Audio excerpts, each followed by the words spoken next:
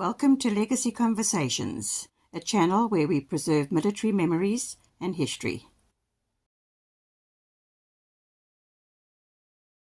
Hello everyone, it's Koos here. I'm quite excited. I met a fellow called Koos Joubert in Pretoria. At one stage he was number 3 in Armscor, and he's going to help us with a lot of the videos which I made in South Africa, where he's going to give us in-depth expert opinions on it and tell us where the vehicles come from, especially the landmine-proof vehicles. But he also gave me 3 different videos. The first one you've seen already, or if you didn't, please have a look, which is about the Caspers. And this was made during the time of Armscor in the late 90s, 99, around about there. It's obviously made to sell these vehicles, and it's very well done. And of course, it's probably already on the internet, but you know what? We've got permission to use it. I'm very glad about that. I'm very proud about that. And today's video is going to be about the Buffel. Now, I've been on a Buffel once in my life. I started throwing up, I think, about after 2 kilos. And I got down and I started walking. Simply because this thing was swaying like this, and the sun would burn you to death. And the trees, you know, would hit you on the head as well. That's Rebecca saying I'm a wimp, but she's never been in those conditions. And I will definitely, if we ever go to Namibia, I will put her at the back of a vehicle and drive like that and see who's the wimp here. Do you want to come and say something, Annie? He says he doesn't want to say something. I don't know if you heard her because this directional, what do you call it, microphone. But no, it's not a wimp. In fact, we had, you will remember Greg Ashton of Tureki, a very famous top guy, Special Forces guy. He also said they suffered blood of those things on the way to attack firewood. But it was a good vehicle, and you know what? It saved a lot of lives. And it was designed to save lives, and it did save lives. So yeah. But I, of course, come from a policeman. I prefer our Caspers, which were 10 times better. And I'm sure that a few people will say a few words about that. So we're excited to see what is this video about, the Buffel, where it comes from, the landmine statistics, all those type of things. Fantastic video. Of course, we thank Koos Joubert. But before we start, guys, let us see what the sponsor of this video has to say. There's something I want to bring to your attention, and that is George M. James. That's an author. And he wrote many, many books, dozens of books, and all of them has to do with South African military, has to do with espionage, counterterrorism, that type of thing. And each of those books are written with a specific purpose. And there are 53 of them. And George M. James has been a sponsor of this channel like in forever, since the very first video came out. So whatever George M. James books you buy, come back to Legacy. And they are available on audio, they're available on Kindle, they're available in paper, hardcover and softcover. All of them are available on Amazon. Some of the books are available in South Africa as well, in softcover, and I'll leave the details here. I urge you to have a look at it. Go to the website, have a look at the website, and I'm sure you're going to discover marvelous things there. I can be very blunt to you. If you like Legacy, if you want to support Legacy, want to support us in what we do, then please go and look at the George M. James books. Get hold of them. You're going to learn things which you didn't know. And a lot of the things we've discussed on Legacy has also come out in those books. And what is fascinating, those books were written before Legacy came. So they were deeper knowledge than what I think most of us would realize.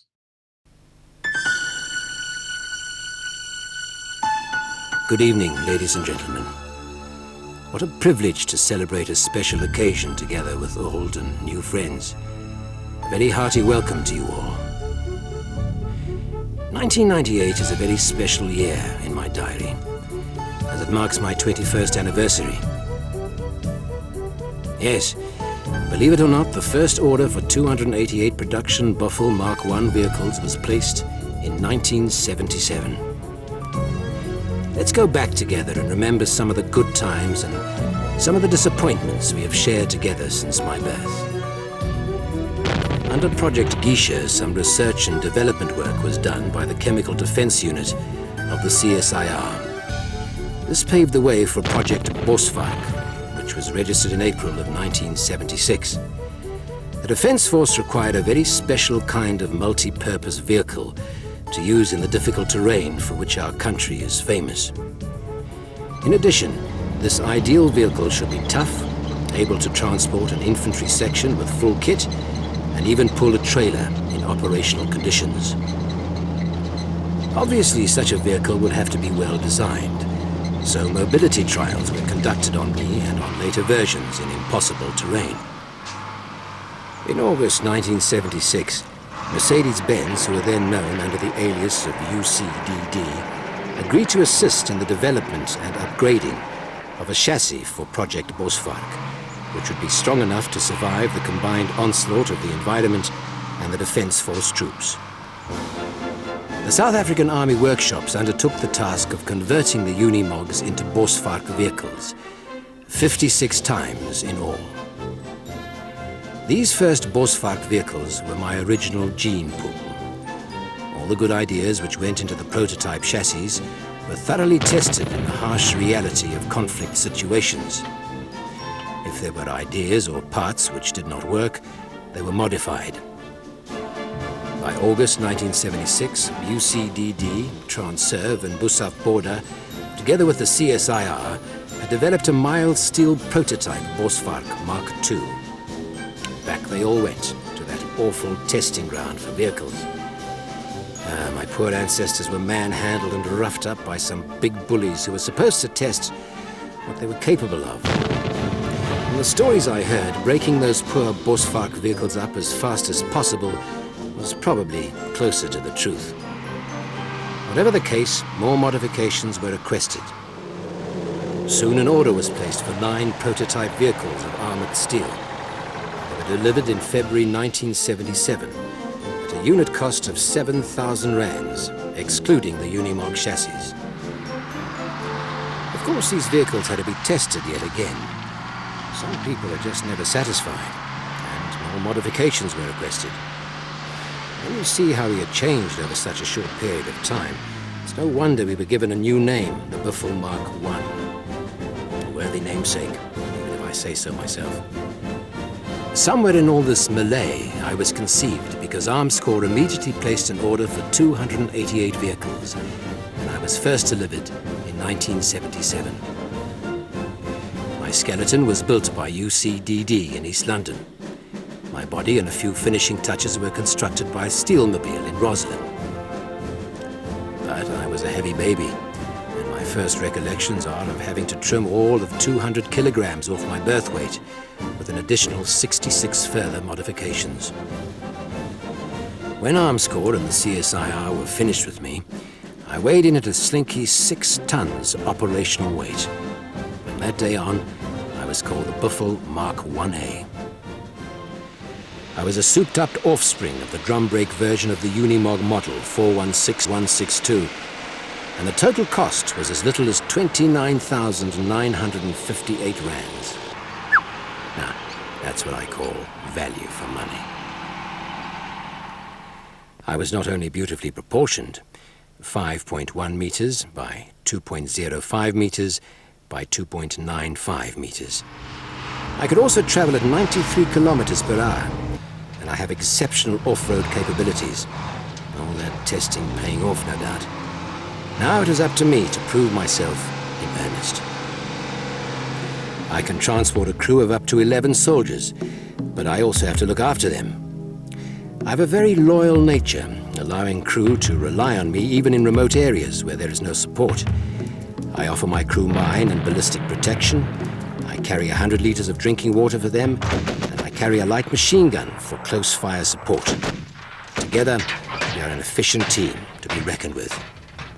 Guys, let me tell you, traveling through dense bush under the constant threat of landmines is no joke. Poor crew had to be almost as tough as I was, with the bush lashing their faces and the sun burning them to a frazzle during the day. If it rained, we were all wet through. But the nights were even worse. The tension palpable. The cold biting its way through our bodies until we were freezing to the bone. But it was all worthwhile. When we got to our destination safely, the troops would often come up to me and pat my wheels in friendship. I heard more than one whisper, "Thanks, mate. We made it." Boy, what a team we were. Of course, sometimes we did not get there all in one piece. Anti-tank mines caused us a great deal of grief. It was part of my job to bear the brunt of mine detonations, to try to spare my crew. In the process, I took some severe blows myself. But even worse, I could not always keep my crew safe. I lost some very dear human friends and Buffel siblings that way. Originally, I was designed to withstand the blast of a single 7-kilogram TNT mine. In fact, they really posed no great threat to me or my crew. But one day, they tested me with 3 mines. That was 21 kilograms TNT. Well, I survived that one, but from the blast I lost my balance a little. And this was the reason I was fitted with that famous roll bar over my back. During operational service, we probably detonated plus minus 500 anti-tank mines, of which many were multiple mines. For those number crunchers amongst you, here are the exact statistics.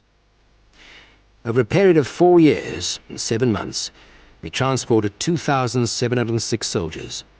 In the process, we detonated 246 anti-tank mines, causing 453 of my human friends to be injured, and 19 to lose their lives.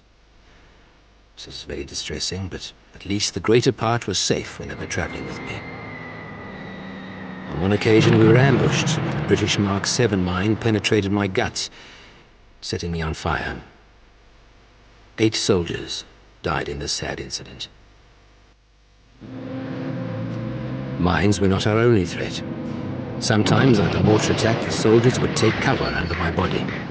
Man, I looked like a real broody hen protecting her chicks.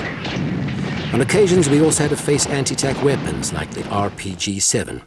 Well, one has to be realistic, and I suppose if it is your day, it is your day. My fellow Buffels and I were doing a pretty good job. We were tough, reliable, cost-effective, and always willing to work. So they began to use us in other roles as well. My cousin Buffel was used as a cargo unit, and although my payload was limited to 1,800 kilograms, I recall many occasions on which I carried ammunition weighing 2.5 tons. We also pushed a road runner around in soft ground to rake up landmines, and others used road wheels to detonate suspected anti-tank mines. Some of us were dressed up in Mamba outfits to help in light infantry tasks such as border control, area protection and roadblocks. But don't let that soft outside fool you. We're still real Buffels at heart. We even heard that some Buffels in other countries were used as weapon platforms and had 60mm mortars fired from their backs. In fact, we were doing so well that certain people thought they would stretch their luck and convert us into ambulances and Buffels with overhead protection, called the Muffle. Sorry to disappoint you guys, but you cannot draw blood from a stone. I tried my best, but that extra weight nearly killed me. Did you know that a total of 2,864 of us were produced for the South African National Defence Force? In addition, 68 of us have been produced for civilian customers, and 141 have been exported to Sri Lanka and Uganda. In our heyday, we were being produced at a rate of 6 per day. After some 9 years of loyal and dedicated service, I began to hear rumors that users were no longer satisfied with my performance. Because of the changing operational threat, they became critical of my protection levels, mobility, diversity, and cost-effectiveness. I was shattered, but I encouraged my fellow Buffels to keep their chins up and continue to do their best. I must admit it was hard to see that new creature, the Casper, driving around our operational area. We still carried on bravely and loyally, doing whatever we could to support our people. We carried food and water around, and transported ammunition when no one else could be found to do the job. Once I ran my rear wheel on a water pump drum for several days. Without me, the camp and locals would have had no water for daily use. We also had to escort civilian convoys supplying daily human needs to the locals. This we did traveling at continuous speeds of 80 kilometers per hour over severe distances of up to 300 kilometers per day. People initiated all kinds of projects to find a suitable replacement for us. Projects like Suttur, Ilya, SADF, Adex, Remark, Mingwe, and Felskul. Once again, they constructed prototypes, tested them, and wrote reports. The problem was that they just could not find the all-up solution that pleased everyone. So they kept on talking. Talking.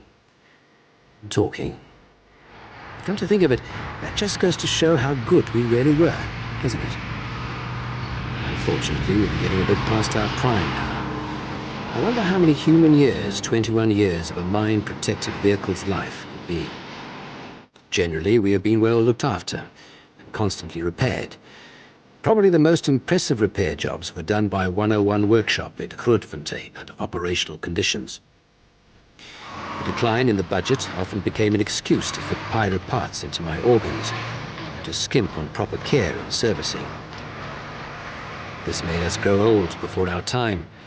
Too many of us have already been relegated unceremoniously to the beyond economical repair graveyard. What a shame.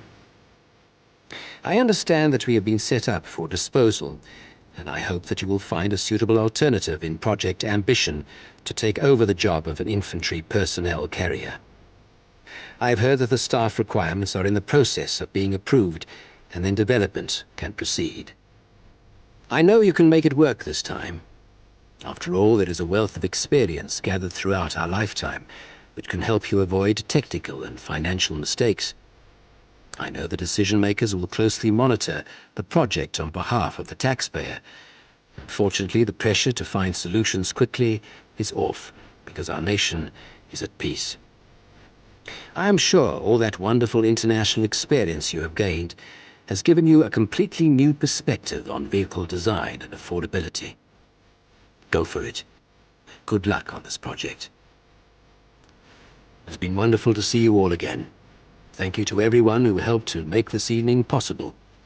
Fantastic exhibition set out for us brings back many memories to treasure and talk about for years to come. In conclusion, I wish each and every one of you all the very best for the future. I salute you and all those friends who could not be here with us. God bless us and our beloved South Africa.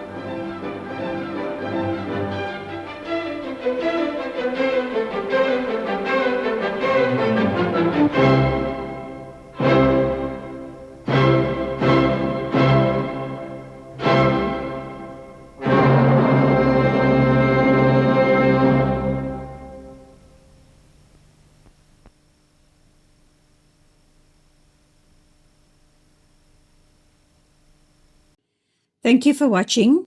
Please like, subscribe, and ring the bell to receive notifications.